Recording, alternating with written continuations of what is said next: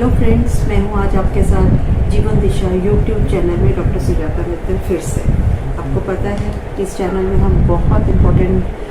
Points और ये बातें डिस्कस करते हैं जो कि रूटीन में आपको बाकी के यूट्यूब्स पर नहीं मिलेंगे। तो आज मैं आपसे बात करने वाली हूँ कि अगर आपको 100% कैंसर में क्योर चाहिए तो ऐसा क्या है जो कि हमें करना पड़ेगा। आप सबको पता है कि हमारी एलोपैथिक ब्रांच जो है वो बहुत एडवांस हो गई है, प्लस उसमें नई नई टेक्नोलॉजीज़ हर महीने हर साल आती रहती हैं। पर इन सब के बावजूद भी अगर हम अपने कैंसर का क्योर रेट देखें तो कैंसर के क्योर रेट मोर देन 50% जो है वो नहीं है। हम कैंसर में क्योर रेट्स की बात करते हैं सर्वाइवल, तो 5 ईयर सर्वाइवल रेट कहीं से भी किसी भी उम्र के और किसी भी तरह के टाइप का जो कैंसर हो तो उसका जो 5 ईयर सर्वाइवल रेट है वो अराउंड 60% है। पर अगर हम 10 ईयर सर्वाइवल रेट की बात करें तो वो लेस देन 50% है। तो देखिए, अगर कोई 80 साल का हो तो उसके लिए हो सकता है 5 साल काफ़ी, मतलब 5 साल की ज़िंदगी उसके लिए मायने रखती हो। परंतु अगर कोई 30, 40, 50 साल का या कोई बच्चा है 10-12 साल का, तो 5 साल अगर इतना एक्सपेंसिव ट्रीटमेंट, इतना लंबा, मतलब आप हमारा जो एलोपैथी का ट्रीटमेंट है जिसमें हमारी 3 मेन स्ट्रीम्स होती हैं कि सर्जरी है, रेडियोथेरेपी है और कीमोथेरेपी, उसको लेने के बावजूद भी अगर कोई बच्चा है मान लो 12 साल का और वो सिर्फ मुश्किल से 4-5 साल जी पाता है तो ये सफिशिएंट नहीं है। आप सबको ये भी पता होगा कि एवरेज कैंसर के ट्रीटमेंट कॉस्ट करने में प्राइवेट में, मैं प्राइवेट की बात कर रही हूँ, और अगर हम मेडिकल कॉलेज में तो उनके भी एक्सपेंसेस जो आते हैं या सरकारी अस्पताल में जो आते हैं वो कम से कम 2.5, 3, 4, 5 लाख से कम नहीं होता। और अगर ब्लड कैंसर से तो फिर ये एक्सपेंसेस 15-20 लाख, मतलब ये तो हॉस्पिटल के खर्चे की बात कर रही हूँ। पर इसके अलावा जो मेंबर घर से पेशेंट के साथ आता है वो 6-6 महीने, 1-1 साल, 1.5 साल तक पेशेंट के साथ उनको रहना पड़ता है, तो उनके भी अपना थोड़ा टाइम निकाल के इतने टाइम तक के लिए पेशेंट के साथ रहना होता है। तो मैं आपसे बात करना चाहती हूँ कि भाई ऐसा क्या चीज़ है, मैं आपसे ये ऐसी क्या चीज़ है जो कि मिसिंग है, what is the missing link between the treatment and the cure. तो सबसे पहले मैं आपको ये बताना चाहती हूँ कि सबसे मेन प्रॉब्लम जो मुझे समझ में आती है और जो मैंने देखा है और पढ़ा है और अपने पेशेंट्स को ट्रीट किया है उसमें कि हमारी जो मेडिसिन है, जो एलोपैथिक मेडिसिन है, वो बहुत फिजिकल है, मतलब वो फिजिकल लेवल पर एक्ट करती है सिर्फ। और हमारे को सिर्फ ये बताया गया है कि आपको तो ट्यूमर श्रिंक करना है,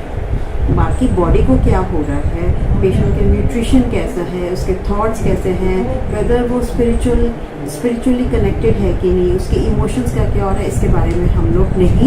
हमको नहीं पढ़ाया जाता, हमको नहीं सिखाया जाता। और ये बातें अब हमें समझ में आने लग गई हैं कि डाइट का बहुत इम्पॉर्टेंट रोल है, हमारे पेशेंट के इमोशनल स्ट्रेस का बहुत, क्योंकि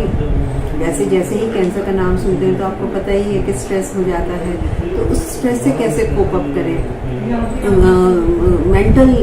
जो स्ट्रेस हो रहा है, इमोशनल और मेंटल स्ट्रेस है, उसको कैसे कोप अप करें। सिर्फ पेशेंट का ही स्ट्रेस नहीं होता फ्रेंड्स, बाकी सबके घर वालों को भी बहुत ज़्यादा स्ट्रेस हो जाता है, तो उस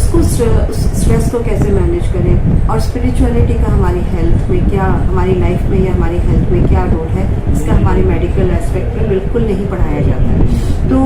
मैंने ये ऑब्जर्व करने के बाद देखा है कि आपको 4, मतलब जो हमारे 4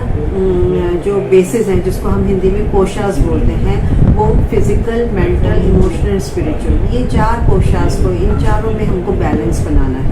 है ना। तो हमारे जैसे मैंने बताया कि एलोपैथी में तो सिर्फ ड्रग्स दे देते हैं, कीमोथेरेपी देंगे या रेडियोथेरेपी करेंगे या सर्जरी करेंगे, पर डाइट के ऊपर कोई ध्यान नहीं देता। तो फिजिकल एस्पेक्ट में हमारे जो है वो डाइट का बहुत बड़ा रोल है, प्लस आपको सप्लीमेंट्स का बहुत बड़ा रोल है। क्योंकि ये वीडियो मैं अभी शॉर्ट बना रही हूँ तो इसमें बहुत ज़्यादा, क्योंकि डाइट इटसेल्फ जो है वो कम से कम अगर मैं आपको बताने शुरू करूँ मेन चीज़ें तो भी 40 मिनट्स मेरे लेंगी, तो मैं 40 मिनट्स की अभी वीडियो नहीं बनाऊंगी। पर मैं आपको बता रही हूँ कि डाइट में मोस्ट इम्पॉर्टेंट जो चीज़ें हैं, जैसे हम बताते हैं कि आपको मिल्क प्रोडक्ट्स हैं वो आपको बिल्कुल बंद कर देने चाहिए, प्लस आपको रिफाइंड प्रोडक्ट्स हैं, मैदा है, सूजी है, ये सारी चीज़ें बिल्कुल बंद कर देनी चाहिए। ये इंपॉर्टेंट एस्पेक्ट्स हैं। प्लस आपको सप्लीमेंट्स, डॉक्टर्स हमें जो पढ़ाया गया है उसमें ये कि अगर आप सप्लीमेंट्स लेते हो तो हो सकता है कीमोथेरेपी के ड्रग्स के साथ कुछ एडवर्स रिएक्शंस हो जाए। रेडियोथेरेपी जो दी है उसके कारण से जो उसके इफ़ेक्ट ना है, उसके कारण से नहीं, अगर सप्लीमेंट्स लेते हैं तो ये माना जाता है कि रेडियोथेरेपी का इफेक्ट कम हो जाता है। तो मैं आपको पहले बता देती हूँ इस बारे में कि ये जो बताया गया है और अब जो रिसर्च हुई है उस पर ये क्लियर कट आ गया है कि supplements plays a very important role. के अंदर ट्यूमर है, मेलिग्नेंसी है, तो आपके बॉडी की इम्यूनिटी कम हो जाती है, प्लस आपके बॉडी के जो एज सच खाने की कैपेसिटी है ना, आप कीमोथेरेपी ले रहे हो या रेडियोथेरेपी, तो आपकी भूख वैसे ही कम हो जाती है, तो उसमें तो बॉडी की रिक्वायरमेंट बहुत ज़्यादा बढ़ जाती है। तो वो रिक्वायरमेंट पूरी कैसे होगी, है ना, क्योंकि हम तो जब कीमोथेरेपी देते हैं तो आपको बहुत ज़्यादा सप्लीमेंट्स IV वगैरह नहीं देते हैं, और डाइट पे भी डॉक्टर्स बोल देते हैं कि भाई आपको ना उबला हुआ मतलब रॉ तो बिल्कुल नहीं खाना है, तब रॉ आपको 50 to 70% करने पड़ेंगे, और सप्लीमेंट्स अगर आप नहीं लेंगे तो आपका बॉडी धीरे धीरे और जीन होता जाएगा, मतलब वीक होता जाएगा। और हम ज़्यादातर पेशेंट्स जो हैं ये क्लियर कट है कि एलोपैथी में सेप्टिसीमिया, एनीमिया और इन्फेक्शंस, मतलब न्यूट्रिशन डेफिशिएंसी, इन्फेक्शंस और सेप्टिसीमिया की वजह से उनकी डेथ होती है, और वो सारे जो हैं कीमोथेरेपी और रेडियोथेरेपी की, मोर ऑफ कीमोथेरेपी, तो उसकी वजह से ये है। तो मेरा कहने का मतलब है कि सप्लीमेंट्स बहुत इम्पॉर्टेंट हैं, 50 to 70% रॉ आपको लेना बहुत इम्पॉर्टेंट है, प्लस आपको मिल्क मतलब डेयरी प्रोडक्ट्स और जो है रिफाइंड फूड वो बिल्कुल बंद कर देना चाहिए। नेक्स्ट इम्पॉर्टेंट चीज़ जो आती है आपको अपने इमोशनल और मेंटल वेलबींग के लिए, उसके लिए कुछ ना कुछ चीज़ें हैं जो आपको अपनानी पड़ेंगी। तो उसमें एक फिजिकल एक्सरसाइजेज हैं, एक्सरसाइजेज में सबसे ज़्यादा इंपॉर्टेंस मैं जो देती हूँ आसनास को देती हूँ, और उसमें भी सूर्य नमस्कार, जब आपके क्रियाज हैं जैसे कपालभाति है, आपके अनुलोम विलोम है, और डिफरेंट बहुत सारी चीज़ें हैं, भस्त्रिका है, ये सब आपको ज़रूर करनी चाहिए अपनी लंग कैपेसिटी बढ़ाने के लिए, और ये आपके हेल्प करते हैं आपके इमोशनल और मेंटल वेलबींग को रखने के लिए। सत्संग में आपको जरूर बैठना चाहिए। और ऐसे ही जो चौथा बॉडी का हमारा है स्पिरिट, मतलब आपकी आत्मा जो अंतर आत्मा है, वो अगर आप मेडिटेशन नहीं करते तो वो भूखी रहती है, मतलब वो प्यासी रहती है, भूखी प्यासी रहती है, वो परेशान होती है। तो अंतर की आवाज़, क्योंकि वो आपका बहुत इंपॉर्टेंट इंट्यूशन है, वो आपको गाइड करेगी, वो आपको हील करेगी। तो स्पिरिचुअल जो हमारा बॉडी का एक इम्पॉर्टेंट पार्ट है, उसको सेटिस्फाई करने के लिए आपको अपने अंदर भीतर जाना है, अपने अंदर कि मुझे ये प्रॉब्लम क्यों हुई, मुझे कैंसर क्यों, मैं कैसे ठीक हो सकता हूँ या हो सकती हूँ। तो ये आपको स्पिरिचुअल कनेक्शन से ही मिलेगा। तो फ्रेंड्स, मैं आपको ये बताना चाहती हूँ कि ये चारों एस्पेक्ट के बिना आप कैंसर क्यों नहीं कर सकते। और हमारे पास अब आज के टाइम में टेक्नोलॉजी जब इतना एडवांस हो गया, तो हमारे पास बहुत सारे तरीके हैं एक दूसरे से कनेक्ट करने के और इन सबको समझने के लिए। तो मैं आपको बहुत इम्पॉर्टेंट फिर से वही बात लास्ट में फिर दोहराती हूँ और कहती हूँ कि अगर आपको कैंसर क्योर करना है तो physical, mental, emotional, spiritual, mind body soul complex जो है वो आपको मैनेज करना पड़ेगा। और उसके लिए बहुत सारे टूल्स हैं, बहुत सारी एडवाइसेस हैं, बुक्स भी आ गए इंटरनेट पर। अभी एट राइट नाउ कम से कम 1 लाख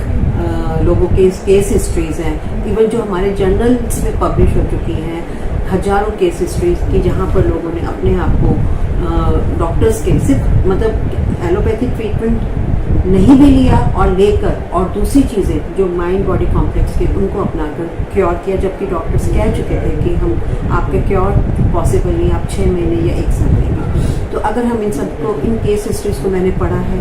समझा है, और यही 4 बातें हैं कि माइंड बॉडी स्पिरिट है ना, और इमोशनल वेलबींग, ये हमको मैनेज करना पड़ेगा, और तभी हमारा कैंसर का क्योर रेट जो है वो आएगा। तो ठीक है फ्रेंड्स, अगर आपको इसके बारे में और समझना है तो आप इससे डायरेक्टली कनेक्ट कर सकते हैं, कमेंट बॉक्स में लिख सकते हैं, और नेट पर भी ढूंढ सकते हैं। इतना मटेरियल है जिसकी आपको मतलब इसकी कोई कमी नहीं है। तो अब और विद इंटरनेट आपको जो है सारी चीज़ें आसान हो गई हैं, एक दूसरे से कनेक्ट होना, एक पढ़ना और जानना कि आपके लिए क्योर कैसे पॉसिबल है। तो है ना, ठीक, बहुत अच्छी बात है ना कि आपको ये एक जानकारी मिली कि ये 4 चीज़ें अगर हम लाइफ में मैनेज करते हैं तो आपका क्योर पॉसिबल है। Thank you friends for listening to me. फिर मिलेंगे दूसरी नई यूट्यूब वीडियो जीवन दिशा के चैनल में।